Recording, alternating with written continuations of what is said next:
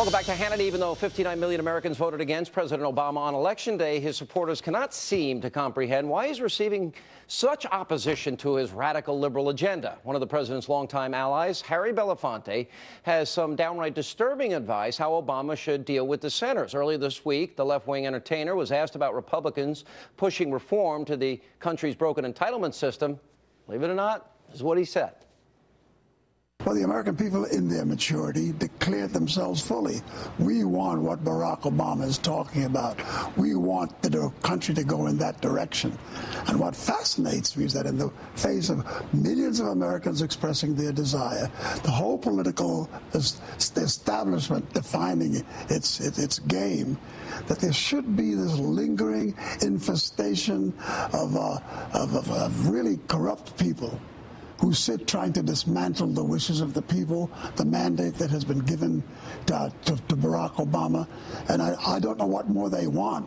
The only thing left for Barack Obama to do is to work like a third world dictator and just put all these guys in jail.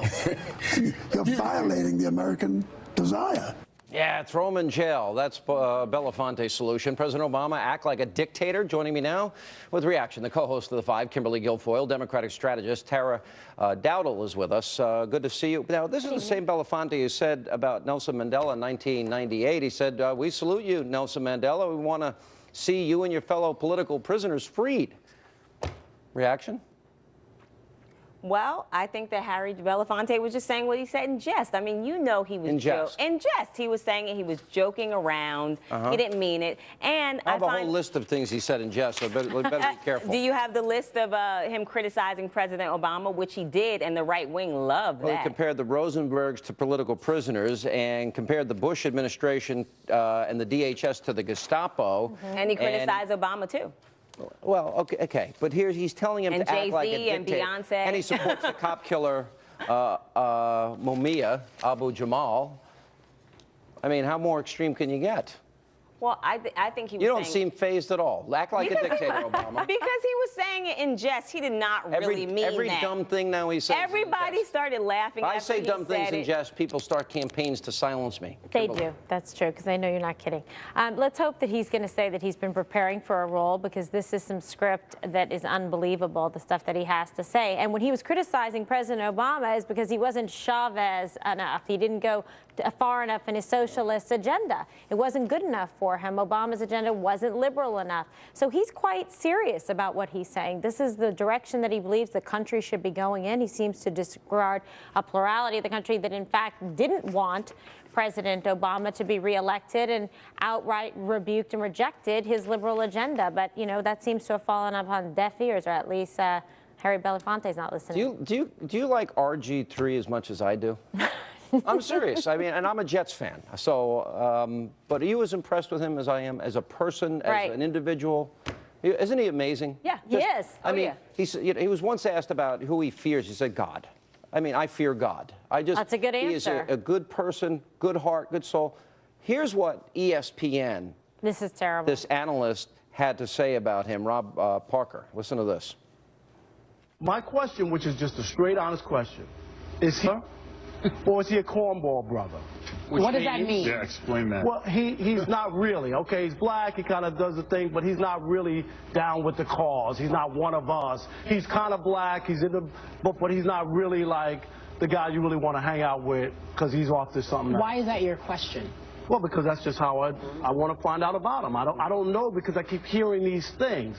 We all know he has a white fiance, and there was all this talk about he's a Republican, which there's no information at all. I'm just trying to dig deeper into why he has an issue. He doesn't have the issue. That's crazy. I mean, it's just, it's awful. It's a hate-filled speech. I mean, those are racist comments. Why is he saying that? Oh, he's a white fiance. Oh, he's a Republican, so he wants to just disavow and say that he's not African-American or something. It's very strange behavior and really rude. Action.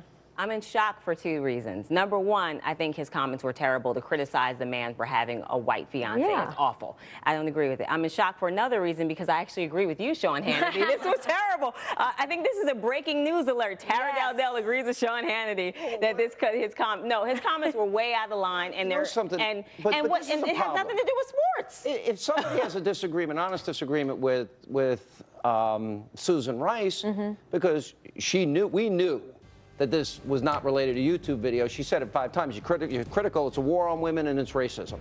And this is an ongoing false narrative about Republicans, and I'm sick of it because I don't know conservatives that are racist. I don't. There might be some.